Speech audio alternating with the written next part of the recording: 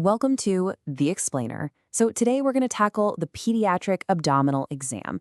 We're going to take what can feel like just a clinical checklist and turn it into a real practical step-by-step guide. This will give you the framework you need to confidently assess any young patient. So a child's abdomen, it really does hold a lot of secrets, right? And figuring them out can feel, well, a little intimidating. But the key really is just having a logical step-by-step approach. So let's start at the very beginning, even before you lay a hand on the patient. All right, so before you even think about touching the patient, you've got to set the stage for a successful exam. And the best way to remember these crucial first steps, it's a simple acronym, WIPER. Think of it as your pre-flight check for every single clinical encounter. And here's what WIPER stands for. You know, this might seem like just a list, but what we're really doing here is building a foundation of trust before the clinical stuff even begins.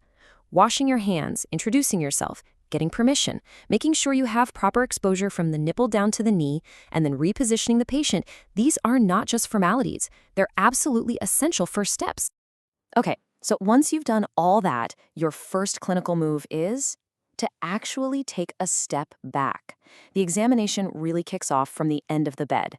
From this one spot, you can pick up on so many vital clues about the child's general condition before you've even gotten close. So you're at the end of the bed.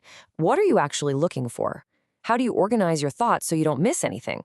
Well, we use another great mnemonic, ABCDE. It's a super systematic way to assess the child's overall state and really sets the foundation for your whole exam. And just look at the amount of information you can pick up just by, well, looking. A is for appearance. Is the child looking well or are they clearly unwell? B is for body build. C is for colors. You know, are you seeing any pallor, maybe some jaundice or cyanosis? D covers things like distress and dehydration. And E is for equipment, like feeding tubes or IV lines, which can give you some big clues right away. All right, so after that initial once-over from a distance, we're going to move in a little closer. And where do we start? The hands. It's kind of amazing what a story the hands can tell you. We're on the lookout for those telltale signs or stigmata of conditions like chronic liver disease, which often show up here first. Each one of these signs is like a little piece of the puzzle. Palmar erythema, that's a reddening of the palms. Clubbing is that classic change in the shape of the fingernails. We're also looking for koilonychia. They call them spoon nails, which could hint at anemia. Even simple scratch marks could be a big clue, maybe pointing to cholestasis. And finally, you check for a flapping tremor, also known as asterixis, another sign of liver problems. Okay, moving on up to the face and mouth. There's even more evidence to gather here. Jaundice, you often spot that yellowing in the whites of the eyes first. We're also looking for things like Kaiser-Fleischer rings, which are linked to Wilson's disease.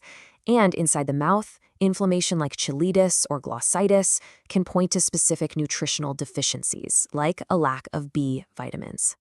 All right, to round out this first part of the exam, we'll do a couple of quick checks on the neck and chest, a quick feel of the neck for any swollen lymph nodes, and a look at the chest for spider nevi or gynecomastia, which, are more potential signs of liver disease.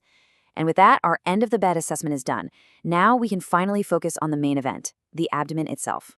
Okay, so now we're zooming in on the abdomen, and the most important thing here, be systematic. That's where another handy mnemonic comes in, CRUSH. It's an excellent framework that guides your visual inspection and makes sure you cover all the key areas. Following this methodically is really the key. C is for contour. Is the belly distended? Is it flat? R for respiratory movements. You're watching how it moves when they breathe. U is for the umbilicus. Check for hernias, any discharge. S is for skin, looking for scars, stretch marks, or dilated veins. And finally, H, you're checking those hernia orifices. Next up is palpation, and this is a big one. Before you even lay a finger on the child, you have to remember that their comfort is everything. Seriously, a relaxed kid means relaxed belly muscles, and that is absolutely the key to an accurate exam. So always warm your hands, be gentle, and try to distract them with a little conversation. This sequence isn't random. It's designed to be as gentle as possible. You always start by asking if anything hurts, and then you begin palpating the spot that's furthest away from the pain. We start with a light, superficial touch across all 9 regions, just feeling for tenderness. Then we repeat with deeper pressure to feel for any masses, and only then do we hone in on the specific organs, the liver, spleen, and kidneys. So what if you feel something? Let's say you feel an enlarged liver. Just saying it's big isn't going to cut it, right? You need to describe its characteristics. This table shows you exactly what to note: its edge, consistency, surface, span, whether it has a pulsation, and of course, any tenderness. This is the kind of detail that turns a finding into a diagnosis. All right, here's a classic clinical puzzle. You feel a mass up in the left upper quadrant. Is it the spleen or is it the kidney? It can be tricky.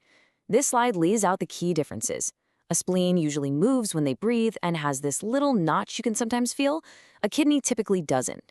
And here's the clincher. You can't get your fingers above an enlarged spleen, but you often can with a kidney. Our final hands-on steps are percussion and auscultation. With percussion, you're literally tapping on the abdomen to assess liver size and listen for the dullness of a big spleen or any fluid, which we call ascites. It's kind of an art form, listening to the body's echoes. Then you grab your stethoscope to listen for bowel sounds. Are they super active or are they eerily quiet? You're also listening for abnormal vascular sounds called bruits. We're almost done, but a really thorough exam doesn't just stop at the abdomen. It's so easy to forget this part, but it's absolutely essential to check the patient's back and their legs to get the full story. So, what are we looking for back there? Well, on the back, things like old surgical scars or maybe signs of a spinal issue. And then on the lower limbs, you're checking for a pitting edema. That's a sign of fluid overload, or maybe even clubbing in the toes. These areas can give you some crucial connected information. And to finish things off, especially if you're in an exam setting, you need to say out loud what you do next. State that you would complete the assessment by checking the genitalia, taking a full set of vitals, and plotting their growth on the charts. This just shows the examiner you understand what a truly complete pediatric assessment looks like. Okay, you've done all the work. You gathered all these clues, from the end of the bed, the hands, the belly itself. Now it's time to put it all together. This is where you stop being a data collector and start being a storyteller, creating a coherent clinical story. A really great summary is built on these three simple pillars. First, just start with a general observation. Is the child well or unwell? Super simple. Second, you always have to mention the big three: jaundice, anemia, and clubbing, whether they're there or not. And then finally, just mention your positive findings. Keep it clean, keep it focused. So let's see how that works in real life. You might start off, Sala is looking ill. Then you'd run through the big three. And finally, you describe your positive finding, just like you see here. A smooth mass palpable 5 centimeters below the right costal margin which moved with respiration. These findings are consistent with hepatomegaly. See? It paints a perfect clinical picture. You see, by mastering a structured approach like this, you're doing so much more than just checking boxes on a list. You're learning to read the language of the body. You're becoming a clinical detective, ready to piece together the story every single patient has to tell. The checklist, that's your map, but the real art is reading the story. So, what will your next examination reveal?